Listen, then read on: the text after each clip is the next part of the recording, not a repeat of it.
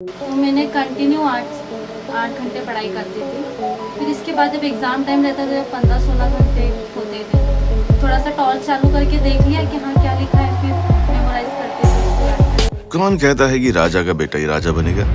आज जमाना बदल चुका है और फर्श से अर्श तक का सफर तय करने के लिए लोग चल पड़े हैं। हालांकि कामयाबी के सफर में कुछ लोग बीच रास्ते पर दम तोड़ देते हैं, तो कुछ ऐसे हैं जो कि कामयाबी को हासिल किए बिना चैन नहीं लेते। और हमारी आज की कहानी भी एक ऐसी ही लड़की की है जिसके माता पिता ने सब्जी बेचकर उसे पढ़ाया। पढ़ाई के वक्त बहन को गर्मी न लगे इसलिए भाई ने मजदूरी करके कूलर लगवाया, और जब बहन ने जज बनकर सभी के सपनों को साकार किया तो पूरी दुनिया हैरान रह गई। जिस जज के पायदान को पाने के लिए लोग बेताब रहते हैं और दिन रात मेहनत करने के बावजूद भी जज की कुर्सी हासिल नहीं कर पाते, उस कुर्सी पर अब एक ऐसी लड़की बैठने वाली है जिसकी पूरी जिंदगी माँ बाप के संघर्षों और गरीबी के बीच बीती है। हम बात कर रहे हैं अंकिता नागर की, जिन्होंने सिविल जज के इम्तिहान में 5वां स्थान पाकर अपनी और अपने परिवार की जिंदगी बदल दी। दोस्तों, इंदौर के मुसाखेड़ी चौराहे पर सब्जी बेचने वाले अशोक नगर और उनकी पत्नी के दिन अब बदलते दिखाई दे रहे हैं, क्योंकि उनकी बेटी अब सिविल जज बन चुकी है। वही बेटी जिसे पढ़ाने के लिए अशोक नागर ने उधार में पैसे लिए, आज उसने जज बनकर सभी की आंखों में खुशी के आंसू छलका दिए। माँ बाप अपनी बेटी की सफलता से फूले नहीं समा रहे और रिश्तेदारों को तो यकीन नहीं हो पा रहा कि एक सब्जी बेचने वाली की बेटी इस मुकाम पर कैसे पहुंच सकती है। अंकिता के परिवार की आर्थिक स्थिति बहुत ही खराब चल रही थी। एक छोटे से मकान में रहना और माता पिता को दिन रात संघर्ष करते हुए देखना किसी भी बच्चे के लिए आसान नहीं होता। अंकिता के पिता हर रोज बिना एक दिन की छुट्टी किए सुबह 5 बजे उठकर मंडी चले जाते हैं और मम्मी भी सुबह 8 बजे सभी के लिए खाना बनाकर पापा के सब्जी वाले ठेले पर चली जाती हैं। फिर दोनों सब्जी बेचते हैं और वहीं बड़ा भाई आकाश रेत मंडी में मजदूरी करता है और छोटी बहन की शादी हो गई है। अंकिता नागर सबसे बड़ी बेटी है जिसने सिविल जज की परीक्षा पास की है। आपको बता दें कि अंकिता हर रोज सब्जी के ठेले पर शाम को बाजार के समय 2 घंटे के लिए अपने माता पिता की मदद के लिए जाती थी। इन सब के बीच बचे हुए सिर्फ 8 घंटे अंकिता मन लगाकर पढ़ाई करती थी। शाम को जब ठेले पर अधिक भीड़ हो जाती तो सब्जी के ठेले को संभालने के लिए अंकिता हमेशा अपने माता पिता की मदद के लिए खड़ी रहती, बिना ये सोचे समझे कि समाज उनके बारे में क्या सोचेगा। वो सिर्फ अपने परिवार वालों की मदद करना चाहती थी और इन सब के बाद जितना भी समय अंकिता को मिलता था उस समय वो दिन रात मन लगाकर बस पढ़ाई करती थी। बुधवार को 25 साल की अंकिता नागर को जब पहली बार पता चला कि वो सिविल जज बन गई तो सबसे पहले ये खुशखबरी अंकिता ने अपनी माँ को सुनाई, जो उस वक्त ठेले पर सब्जी बेच रही थी। अंकिता का रिजल्ट प्रिंट आउट लेकर माँ के पास पहुंची और बोली, मम्मी मैं जज बन गई। अपनी बेटी के मुंह से ये बात सुनकर अंकिता की माँ की आंखों में खुशी के आंसू झलक आए।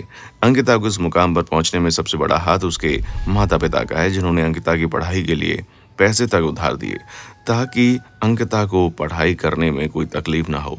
अपनी परीक्षा में अंकिता बताती हैं कि मैं अपने रिजल्ट से बहुत ही खुश हूं और अपनी खुशी बयान करने के लिए मेरे पास शब्द नहीं है। अंकिता ने बताया कि मैं 3 साल से सिविल जज की तैयारी कर रही हूं। 2017 में इंदौर के वैष्णव कॉलेज से LLB किया। इसके बाद 2021 में LLM की परीक्षा पास की। इन सब के बीच सबसे ज्यादा दिक्कत पैसों की कमी के कारण फीस भरने में आती थी, लेकिन पापा ने अपनी बेटी का हौसला कभी कम नहीं होने दिया, जिसके लिए उन्होंने लोगों से उधार लेना शुरू किया और उधार के पैसों के साथ साथ लोगों ने कई सारी बातें भी सुनाई।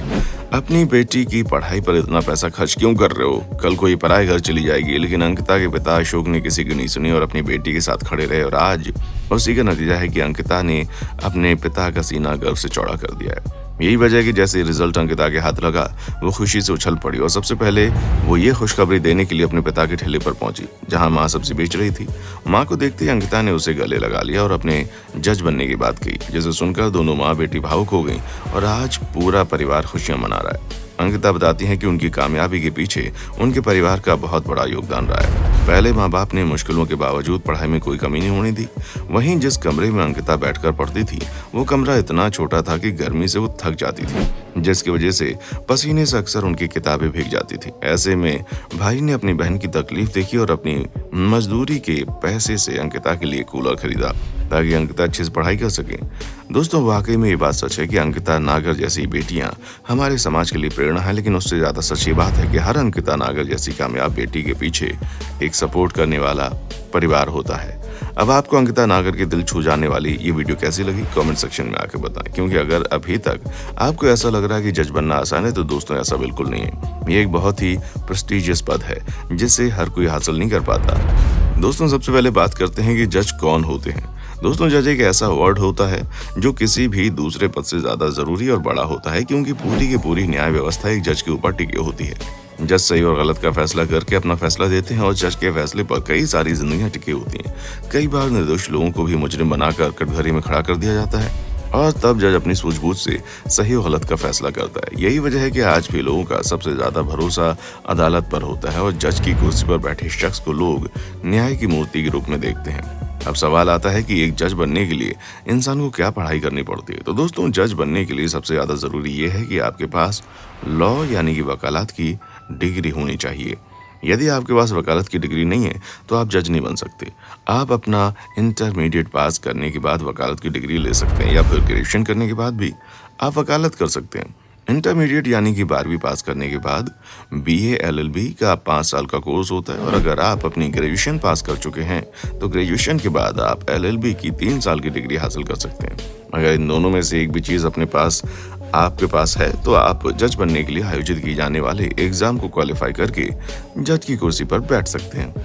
अब सवाल आता है कि जज बनने के लिए जो एग्जाम दिया जाता है उसकी एज लिमिट क्या होती है, यानी कि किस उम्र तक आप इस एग्जाम को दे सकते हैं। तो दोस्तों जज का पद कैसा है जिस पर एक अनुभवी व्यक्ति को बिठाया जा सके, इसलिए जज की कुर्सी पर बैठने के लिए इसमें आयु सीमा अलग है। जहां जज बनने के लिए 35 वर्ष की अधिकतम आयु निर्धारित की गई है। अगर कोई 35 वर्ष से अधिक है तो जज की परीक्षा नहीं दे सकता। हालांकि अगर कास्ट का कोटा है तो फिर 1-2 साल का अंतर देखने को मिल जाता है।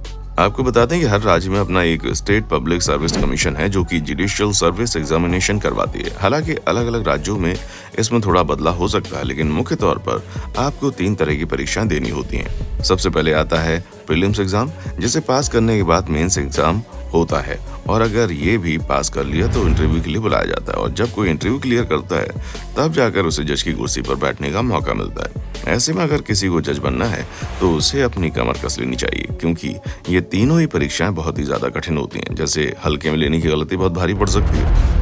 आइए ये भी जान लेते हैं कि कोई इंसान सुप्रीम कोर्ट का जज कैसे बन सकता है। तो दोस्तों सुप्रीम कोर्ट का जज बनने के लिए कैंडिडेट को भारतीय नागरिक होना चाहिए।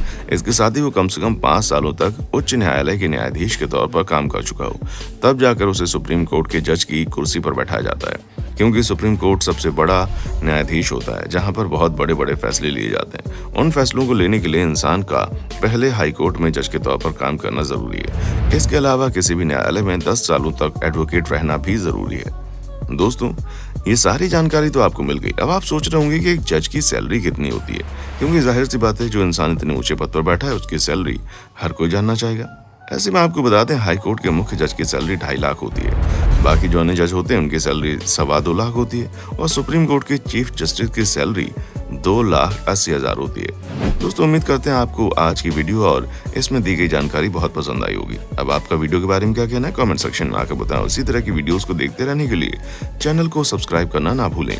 देखने के लिए शुक्रिया। दोस्तों आपको स्क्रीन पर 2 और वीडियोस दिखाई दे रही हैं, जिसे देखने के लिए स्क्रीन पर क्लिक करें।